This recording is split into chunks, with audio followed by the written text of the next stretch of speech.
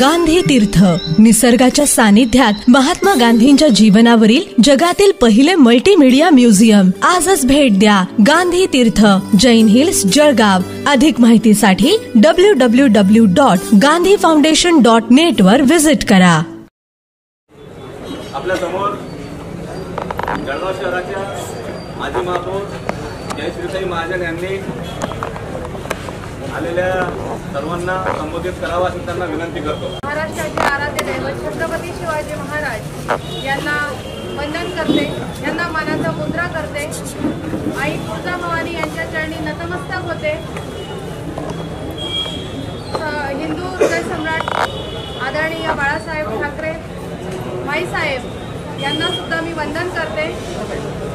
आज महाराष्ट्राचे माजी मुख्यमंत्री, आपले कुटुंब नायक, त्यांनी महाराष्ट्र आपला कुटुंब समजून त्यांचं संरक्षण केलं, असे आदरणीय उद्धव साहेब यांच्या वाढदिवसाच्या निमित्ताने या पिंपराळा परिसरात त्यांच्या वाढदिवसानिमित्त आज छत्री आणि टी-शर्ट वाटपाच्या या कार्यक्रमाच्या प्रसंगी या ठिकाणी उपस्थित असलेले पिंपराळा शहराची, पिंपराळा या गावाची आन बान आणि शान असलेले आणि धराळीचं नेतृत्व, तरुण नेतृत्व असणारे आदरणीय कुलभूषण भाऊ या ठिकाणी आमच्या पाठीशी खंबीरपणे उभे राहून शहरामध्ये वेगवेगळे आंदोलनं असतील, कोणाला काही अडचणी असतील तर त्यांच्यासाठी धावून जाणारे धराळीचं नेतृत्व असे आमचे आदरणीय शरद भाऊ, महिलांचा मान, महिलांच्या रणरागिणी अशा आमच्या मनीषाताई आहे, निधूताई आहे, आमच्या जयाताई आहे.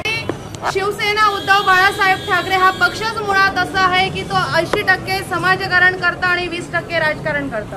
राजकारण फक्त हे निवडणुकीच्या तोंडावर असतं, पण 80% म्हणजे वर्षभर 4 वर्ष 4.5 वर्ष समाजकारणातून आम्ही बांधवांपर्यंत, भगिनींपर्यंत पोहोचत असतो. या ठिकाणी शहराचे उपमहापौर कुलभूषण भाऊ यांनी छत्री आणि टी-शर्टचं वाटप या ठिकाणी गरजू नागरिकांसाठी, गरजू बंधू आणि भगिनींसाठी ठेवलेलं आहे.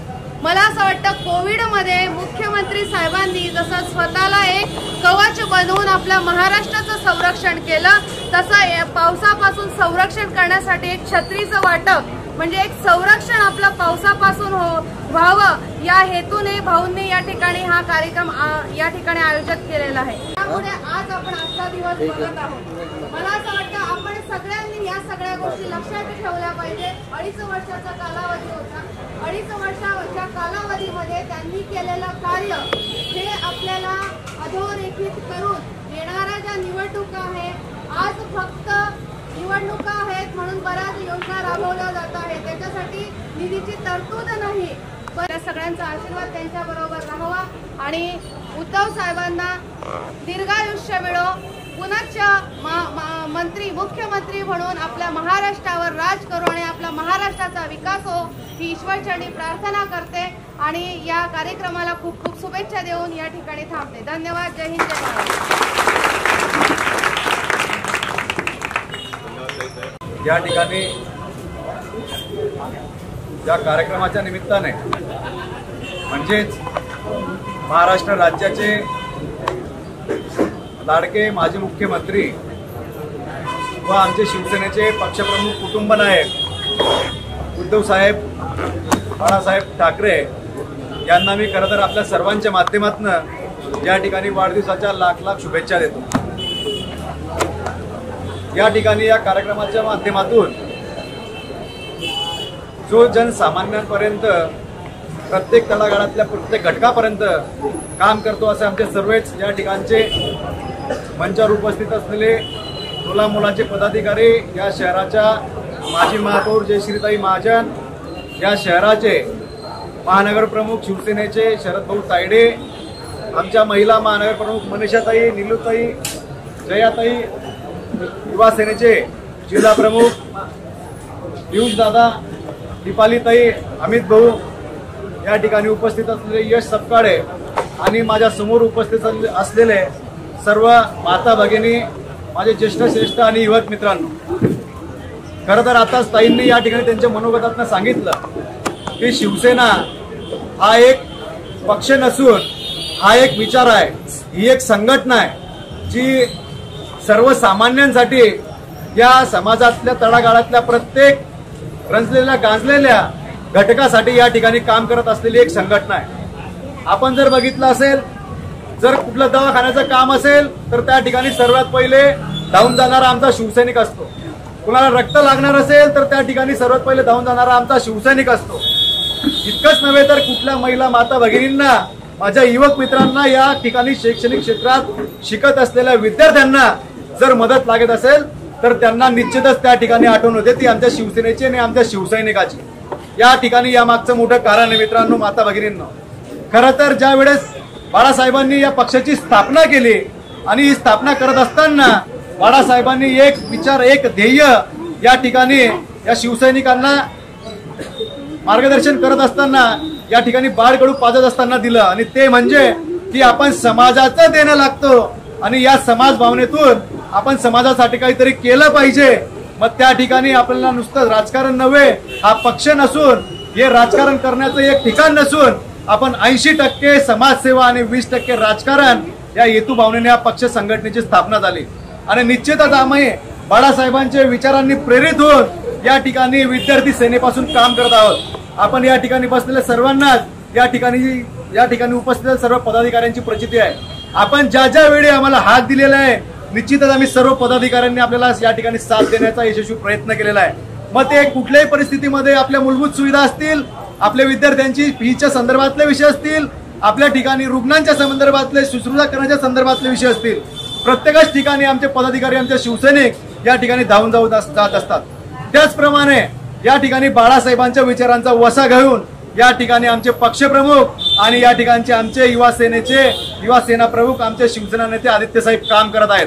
आणि या ठिकाणी ज्या वेळेस उद्धव साहेब या ठिकाणी महाराष्ट्र राज्याचे मुख्यमंत्री होते तेव्हा आपण सर्वांनी जर पाहिलं असेल तर देशामध्ये ज्या ज्या ठिकाणी कोरोना बेहाल झालेले नागरिक होते, कोरोनाने या ठिकाणी पछाडलेले नागरिक होते, त्या ठिकाणी आपण बघितलं असेल तर काही ठिकाणी या ठिकाणचे कोविड सेंटर बंद करण्यात आले.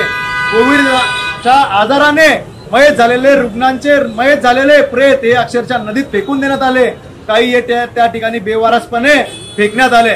परंतु या ठिकाणी महाराष्ट्र राज्यामध्ये त्या ठिकाणी आपल्याला कुटुंब नायक या ठिकाणी पक्षप्रमुख उद्धव साहेब ठाकरेंसारखे मुख्यमंत्री लाभले असल्या कारणाने आपल्या त्या ठिकाणी या ठिकाणी कोविडमध्ये ज्यांना या बाधा झाली त्याचं प्रमाण देखील कमी होतं कोविड झालेल्या रुग्णांचं, आणि या ठिकाणी जे मयत झालेले रुग्ण असतील त्यांचं देखील या ठिकाणी प्रमाण कमी होतं. कारण उद्धव साहेबांनी त्या पद्धतीच्या उपाययोजना या महाराष्ट्र राज्यामध्ये राबवलेल्या होत्या.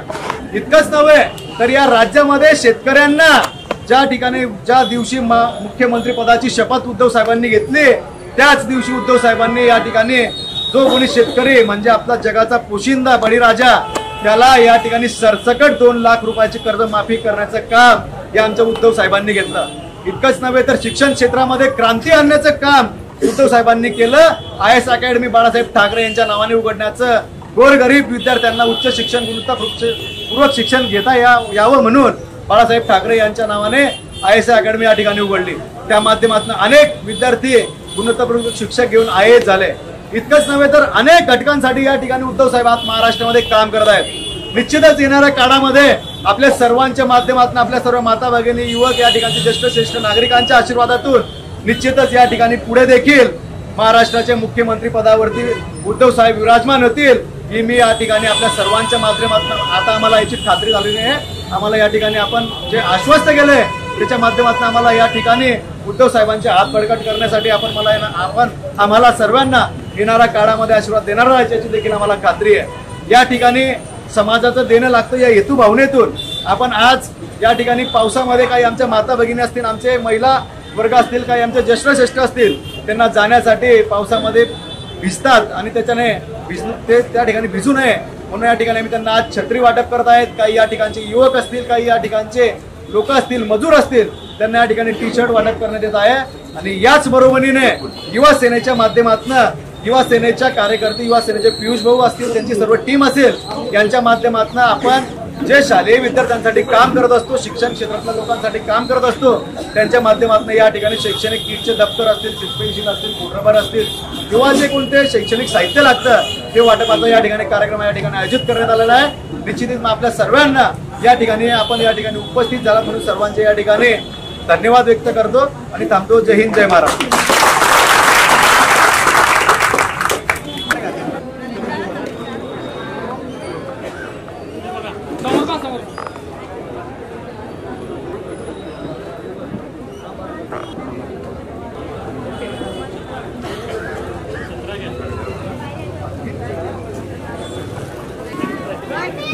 एक आहे ना, माझा छोटा. तीन घ्या.